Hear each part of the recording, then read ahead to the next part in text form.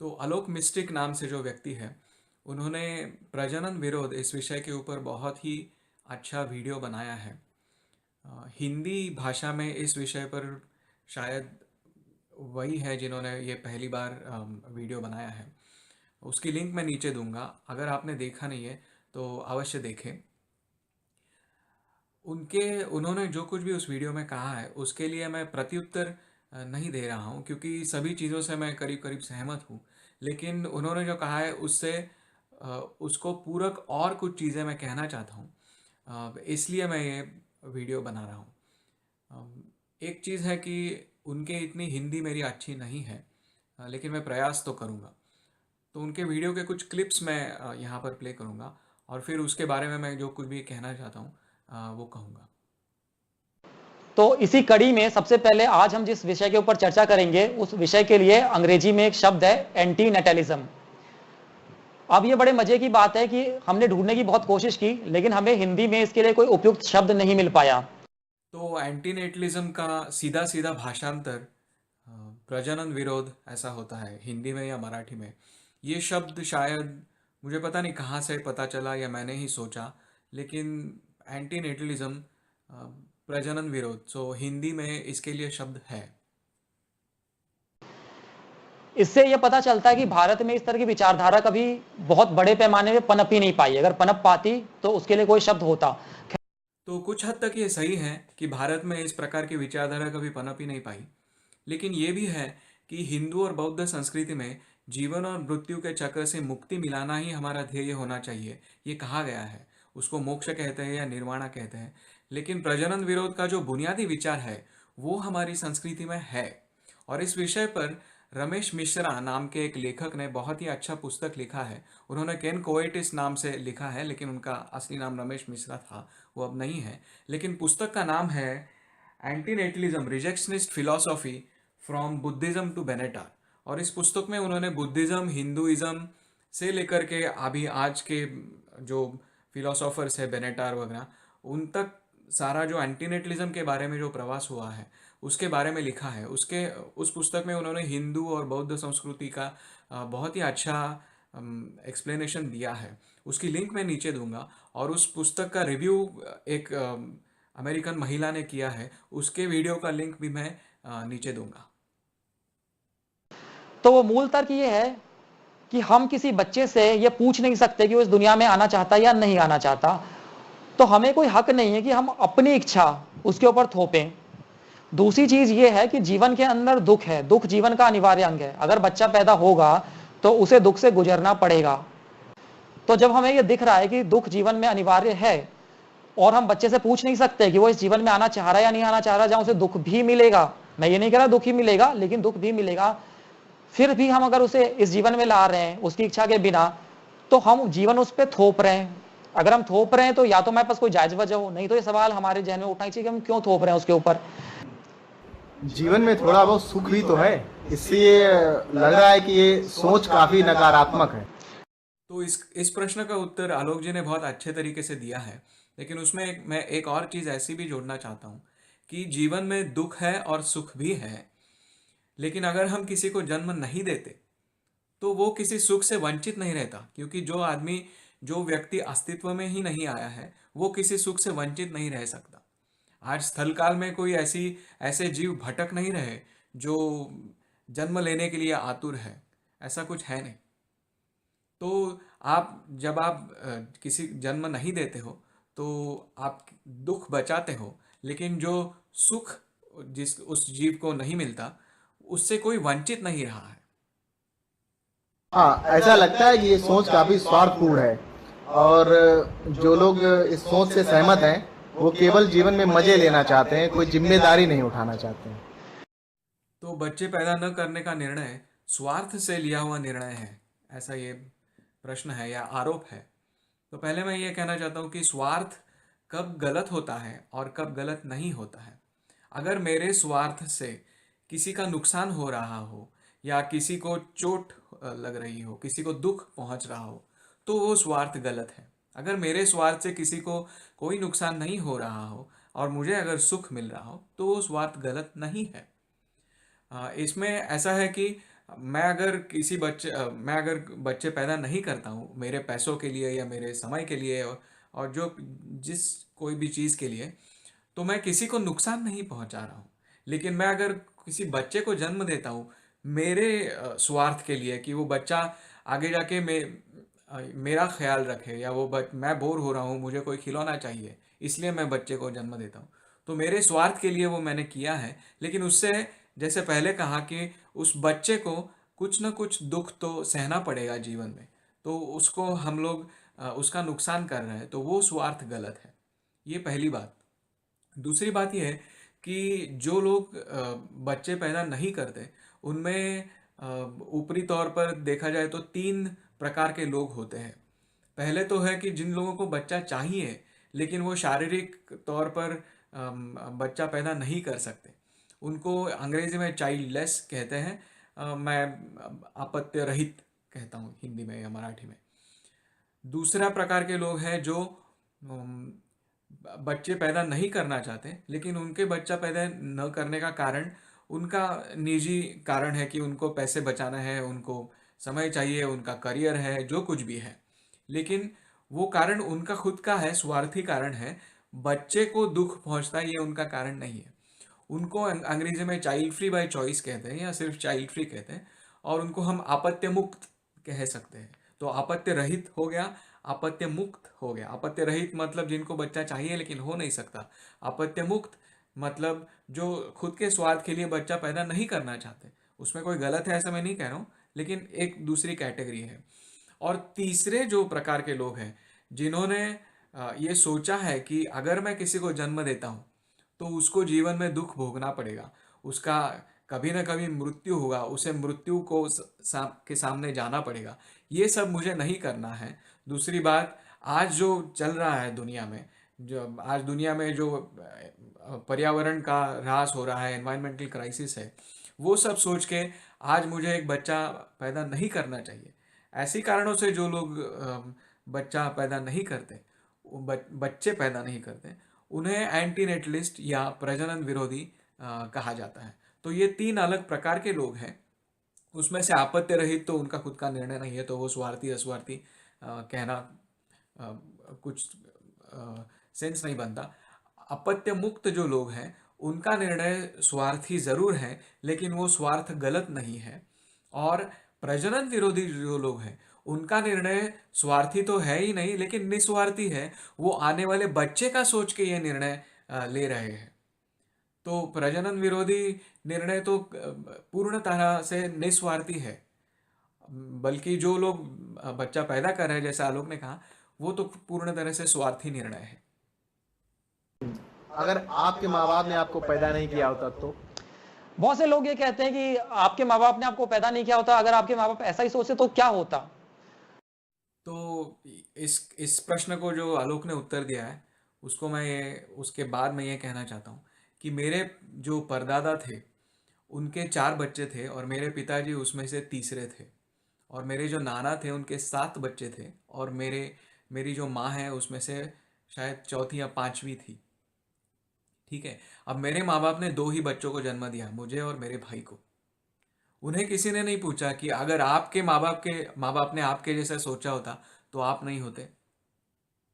उन्होंने जो मुझे और मेरे भाई को जन्म दिया वो 70-80 के दशक में है, जब सरकार ने हम दो हमारे दो की योजनाएं चलाई थी। और अभी पूरा हमारा जो देश का मिडिल क्लास है, मध्यम वर्ग है, जो जनरली 1 या 2 ही बच्चों को जन्म देता है, उनके सारे माँ बाप ने तो पहले बहुत सारे बच्चों को जन्म दिया था। उस समय हम दो हमारे दो था। आज हमारी आबादी इतनी है कि हम दो हमारे शून्य की ज़रूरत है, हम दो हमारे शून्य की बहुत ज़रूरत है। सरकार ने यह सोचना चाहिए, हम दो हमारे शून्य योजना लानी चाहिए। क्या ऊपर वाला नहीं चाहता कि लोग बच्चे पैदा करें? ऊपर वाला क्या चाहता है, मैं कुछ आंकड़े आपको बताता हूँ, और ये 2012 के आंकड़े हैं। हर साल 2012 तक, मतलब इतनी सब कुछ टेक्नोलॉजिकल प्रगति होने के बाद, हर साल 33 करोड़ बच्चे वर्ष 5 की आयु के पहले मर जाते हैं। हर साल 33 करोड़ बच्चे अगर मरते हैं 5 वर्ष से पहले, 5 वर्ष की आयु से पहले, मतलब अगर 10 और 18 तक देखें तो और भी कितने मरते होंगे। अगर ऊपर वाला इतना ही बच्चे चाहता है तो उन्हें पैदा करके 33 करोड़ बच्चों को हर साल क्यों मारता है? क्या चाहता है ऊपर वाला? ये कैसी इच्छा है ऊपर वाले की? जरा सोचने की बात है। आप जो कह रहे हैं अगर हर कोई मान ले तो दुनिया ही खत्म हो जाएगी। ये इस प्रश्न में दुनिया का मतलब क्या? सिर्फ इंसान की दुनिया, या पूरे जीव सृष्टि की दुनिया, या पृथ्वी, सौरमाला, आकाशगंगा, ब्रह्मांड, दुनिया मतलब क्या? मैं इस प्रश्न में दुनिया का मतलब ये लेता हूं कि जीवित सृष्टि, ठीक है, उसमें से इंसान है, फिर मनुष्यतर प्राणी है, और पेड़ पौधे हैं। उसमें से पेड़ पौधों को दुख भोगने की क्षमता नहीं है। सिर्फ मनुष्यतर प्राणी और मनुष्यों को दुख हो सकता है, किसी भी प्रकार का, शारीरिक हो या मानसिक हो, लेकिन सिर्फ इन्हीं को दुख हो सकता है। ठीक है। अभी ये सृष्टि, ये जीवित सृष्टि बनी कैसे, इसकी अगर प्रक्रिया देखते हैं हम लोग, तो वो जैविक उत्क्रांति से बनी है। और जैविक उत्क्रांति की प्रक्रिया इतनी दुखद है, इतनी दुख भरी है, इतनी क्रूर है, इतनी रक्त रंजित है कि अगर आप वो सब देखें अपनी आंखों से तो आपको समझ में आएगा कि इसमें कोई अर्थ नहीं है। ये एक अर्थहीन चलता हुआ चक्र है जिसमें एक जानवर दूसरे जानवर को खाता है और ये चक्र चलता रहता है। इसमें कोई वैसा कोई अर्थ नहीं है, लेकिन क्रूरता बहुत है, दुख ज्यादा है। अगर पूरा पूरा ये लाइफ इन जनरल जिसको कहते हैं, ये जीव व्यापक दृष्टि से अगर देखा जाए तो आपको ये ध्यान में आएगा कि इसमें दुख बहुत ही ज्यादा है। और मैं एक उदाहरण देता हूँ। एक तत्वज्ञ थे आर्थर शोपेनहावर करके, उन्होंने ये बताया है कि आपको सिर्फ ये देखना है कि एक जानवर दूसरे जानवर को खा रहा है। अभी जो जानवर खा रहा है, जो शिकारी है, उसको क्या सुख मिला? उसका एक शाम का भोजन उसको मिल गया, उतना सुख मिला। जो जानवर खाया जा रहा है उसको क्या दुख मिला? उसको तो पूरा जीवन ही चला गया। जीवो जीवस्य जीवनम में उसका वो पूरा जीवन ही चला गया। तो कहाँ कितना दुख है वो, और एक शाम का सिर्फ खाना कितना सुख मिला। तो ये जो पूरा जो मैकेनिज्म है नेचुरल सिलेक्शन का, उत्क्रांति का, इवोल्यूशन बाय नेचुरल सिलेक्शन का, ये बहुत ही क्रूर, रक्त रंजित और दुखद है। और अगर प्रजनन विरोध से अगर ये थमता है तो ये बहुत अच्छी बात है। सिर्फ इंसान ही नहीं, पूरी जीव सृष्टि अगर थमती है तो बहुत अच्छी बात है। और महात्मा गांधी का एक मैं कोट यहाँ देना चाहता हूँ। महात्मा गांधी ने और ये पार्लियामेंट में जो उनके वॉल्यूम्स रखे हैं लाइब्रेरी में, उनमें से लिया हुआ है। उनका ये कोट है कि if destruction is violence, creation two is violence. मतलब विनाश होने वाला है ये जानते हुए अगर आप किसी कुछ निर्मिति करते हो तो वो निर्मिति भी हिंसा है। ये पहली बात। दूसरा वो कहते हैं प्रोक्रिएशन देयरफॉर इन्वॉल्व्स वायलेंस, मतलब प्रजनन, उसकी वजह से प्रजनन में हिंसा है। और the creation of what is bound to perish certainly involves violence, मतलब जो मरने वाला है, जो खत्म होने वाला है, उसकी आप जानकर अगर निर्मित करते हो तो वो हिंसा है। ये महात्मा गांधी का एक कोट है। और एक जगह पर उन्होंने कहा है, suppose for a moment that all procreation stops, it will only mean that all destruction will cease. मतलब वो कहते हैं कि अगर मान लीजिए कि संपूर्ण प्रजनन थम गया तो उसका एक ही नतीजा है कि पूरी हिंसा, पूरा विनाश भी थम जाएगा। वो आगे कहते हैं कि moksha is nothing but release from cycle of births and deaths. मतलब मोक्ष क्या है कि आपका जीवन और मृत्यु की जो चक्र है उससे मुक्ति मिलना, मतलब मोक्ष है। This alone is believe to be the highest bliss and rightly. मतलब ये जो प्रजनन थम गया और उससे जो विनाश थम गया, वही मोक्ष है। ये महात्मा गांधी का कोट है। अभी मुझे पता है कि बहुत सारे लोग कहेंगे कि लेकिन महात्मा गांधी को तो क्या 8-9 बच्चे थे, शायद उन्होंने उसके बाद उनको ये रियलाइज हुआ होगा। लेकिन और ये महात्मा गांधी ने कहा नहीं कहा जो भी है, लेकिन जो कहा है विचार में तो सत्यता है। दूसरा ये कि इस प्रश्न से जुड़े हुए काफ़ी अनेक और प्रश्न हैं कि अगर दुनिया ख़त्म हो रही है, अगर किसी ने प्रजनन नहीं किया, तो हमें बहुत सारे बूढ़े लोगों की लोक संख्या एकदम बढ़ जाएगी। फिर बहुत सारा दुख होगा, उसका क्या करना? तो ये एक बहुत ही क्या कहते हैं डीप विषय है। उसके बारे में एक अलग वीडियो बन सकता है। उसके ऊपर बहुत सारा लिखा गया है। मैं खास करके रेकमेंड करूंगा डेविड बेनेटार नाम के जो तत्वज्ञ हैं, उनकी एक किताब है better never to have been the harm of coming into existence. उनके छठे अध्याय में चैप्टर 6 में ये बात इन बातों का बहुत ही डीपली अध्ययन किया गया है। मैं उस पुस्तक की लिंक नीचे दूंगा। लेकिन उसमें उन्होंने बताया है कि क्या क्या हो सकता है और क्या क्या करना चाहिए, और ये सब होने के बाद प्रजनन विरोध ही उसका कैसा एकमात्र उत्तर है, वो भी उन्होंने अच्छे तरह से समझाया है।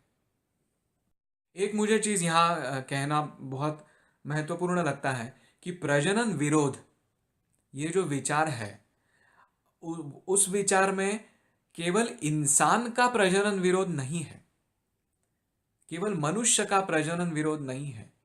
प्रजनन, कोई भी प्रजाति हो, जिस प्राणी जो भी प्राणी प्रजनन कर रहा है, अगर वो प्राणी दुख भोग सकता है, अगर उसमें दुख होने की क्षमता है, मतलब अंग्रेजी में उसको बोलते हैं सेंटिएंट अगर है, तो उसका प्रजनन गलत है और उस प्रजनन को हमने विरोध करना चाहिए। तो प्रजनन विरोध ये कोई भी प्रजाति के प्राणी के प्रजनन का विरोध है। इंसान, मनुष्य, मनुष्येतर सारे प्राणियों के। अगला सवाल। जो कह रहे हैं वो अप्रकार अननेचुरल है, मतलब नेचुरल नहीं। अगला सवाल आता है, लोग कहते हैं कि आप जो कह रहे हो वो अप्राकृतिक है। अननेचुरल, अप्राकृतिक, इसको अंग्रेजी में एक फैलेसी है, उसे बोलते हैं अपील टू नेचर। मतलब जो भी चीज़ हमें अपीलिंग नहीं लगती उसको अननेचुरल कहा जाए। अगर जो भी चीज़ नैसर्गिक है वो अच्छी है, अनैसर्गिक है अच्छी नहीं है। तो मैं ये कहना चाहता हूँ कि बहुत सारी चीज़ें हैं निसर्ग में, अगर आप जाके देखें, बहुत सारे प्राणी अपने बच्चों को खाते हैं, तो वो नैसर्गिक है। आप भी खाओगे क्या आपके बच्चों को? बलात्कार बहुत नैसर्गिक है। बहुत प्राणियों में निसर्ग में बलात्कार होता है। चोरी नैसर्गिक है। खून नैसर्गिक है, प्राणी एक दूसरे का खून करते हैं, बहुत नैसर्गिक है। ये सारी नैसर्गिक जो भी चीज़ें हैं उनको हमने गलत माना है, और उनको मानने का एक ही क्राइटेरिया है कि हम लोग दुख कम कर रहे हैं या दुख बढ़ा रहे हैं, किसी को दुख पहुंचा रहे हैं। और अगर पहुंचा रहे हैं तो वो नैसर्गिक हो या अनैसर्गिक हो वो गलत है। अगर दुख कम कर रहे हैं तो वो अच्छा है। अगर किसी को बच्चे ही नहीं पैदा करने तो वो शादी क्यों करेगा? तो बच्चे पैदा करने और शादी के बीच में जो कनेक्शन है, डिफॉल्ट कनेक्शन, वो भारत में बहुत ज़्यादा है। ऐसा होना नहीं चाहिए। सेक्स और बच्चे पैदा करने का कनेक्शन है। शादी आपको करनी नहीं करनी थोड़ी सी अलग बात है, लेकिन वो सांस्कृतिक भाग है। मैं ये कहना चाहता हूँ कि आलोक ने जो 3 कारण दिए शादी करने के, जो 3 कारण होने चाहिए, उसमें से उसने कहा कि एक तो शारीरिक कारण है, जो सबसे सेफ जो कारण है, सेफ जो तरीका है वो शादी का है, अच्छा है। दूसरा कारण है कि मानसिक कारण है कि आपको मन के लिए आपको कोई साथीदार होना चाहिए। और तीसरा कारण है कि आपके बुढ़ापे में आपके साथ कोई होना चाहिए, आगे आपको देखने वाला और आप किसी को देखने वाले। तो मैं ये कहना चाहता हूँ कि कुछ लोग ये कहेंगे कि दूसरा और तीसरा जो कारण है वो बच्चे पैदा करने के लिए भी हो सकता है, कि आपकी मन की कोई आवश्यकताएं हैं वो पूर्ण करने के लिए आपको बच्चे पैदा करने चाहिए, और बुढ़ापे में कोई ख्याल आपका रखे उसके लिए आपको बच्चे चाहिए। तो शादी करना, उसमें क्या है कि आप शादी जिस व्यक्ति से करते हो वो व्यक्ति अस्तित्व में है ऑलरेडी, उसको आप अस्तित्व में लाके उससे शादी नहीं कर रहे हो, वो है। तो क्यों ना उसके साथ शादी करके उसे भी थोड़ी मदद करे, उसकी भी थोड़ी मदद ले, जिसको विन विन सिचुएशन कहते हैं। बच्चे पैदा करने के केस में आप आपके लिए किसी को अस्तित्व में ला रहे हैं जो अस्तित्व में नहीं है, उसको ला रहे हैं, जो कभी दुख नहीं जिसको कभी दुख सहना नहीं पड़ेगा, उसको आप अस्तित्व में लाकर उसके ऊपर दुख थोप रहे हो क्योंकि आपकी जरूरत है, तो वो गलत है। ठीक है, हम आपकी बात मान लेते हैं, तो जिनको बच्चे नहीं पैदा करना है वो ना करें, आप सबको बता क्यों नहीं? तो ये व्यक्ति स्वातंत्र्य का प्रश्न है, इसको अंग्रेजी में पर्सनल चॉइस कहते हैं। तो प्रश्न ये है कि आपको बच्चे पैदा नहीं करने तो आप मत करिए, आप दूसरों को क्यों बोल रहे हैं कि बच्चे पैदा मत करो? तो जो जैसा मैंने कहा कि चाइल्ड फ्री जो है, जो अपत्य मुक्त है, उनका वो निजी निर्णय है। लेकिन दूसरों को बताने का कारण कुछ अलग है।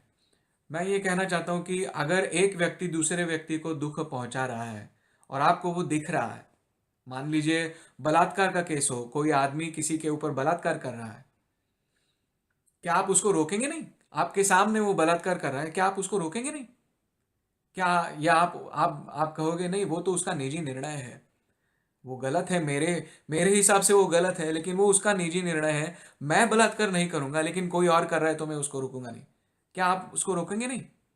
और मैं ये नहीं कह रहा हूँ कि बच्चे पैदा करना मतलब बलात्कार करना, मैं ये कतई नहीं कह रहा हूँ। मैं सिर्फ ये उपमा, ये उदाहरण इसलिए इस्तेमाल कर रहा हूँ कि अगर एक व्यक्ति किसी को दुख पहुंचा रहा है और आपको ये दिख रहा है कि वो दुख पहुंचा रहा है, तो क्या आप उसको रोकेंगे नहीं? तब सो जब आप किसी को दुख पहुंचाते हो तो वो व्यक्ति स्वातंत्र्य का प्रश्न नहीं रहता, वो पर्सनल चॉइस का प्रश्न नहीं रहता। इसलिए प्रजनन विरोध विचारधारा में अगर कोई दूसरा बच्चों को पैदा कर रहा है और आपको आपके मतानुसार वो उस बच्चे को दुख सहना पड़ेगा जीवन में, और अभी फिलहाल जो बच्चा अस्तित्व में नहीं है वो जीवन के सुख से वंचित नहीं है, तो ये आपको उस व्यक्ति को बताने की आपकी ड्यूटी बनती है कि भाई मत करो, मत पैदा करो बच्चों को। तो ये कुछ प्रश्न थे जिनके बारे में मैं कुछ और कहना चाहता था। आलोक ने कहा है कि वो एक और भाग इसी विषय पर ले आएंगे और मैं वो देखने के लिए बहुत उत्सुक हूँ। आलोक की मैं सराहना करता हूँ, उनका मैं अभिनंदन करता हूँ कि उन्होंने बहुत ही अच्छा काम किया है और बहुत ही अच्छा उपक्रम हाथ में लिया है। मैं उनको लाख लाख शुभकामनाएं देता हूँ और उनके दर्शकों को भी धन्यवाद कहता हूँ। धन्यवाद।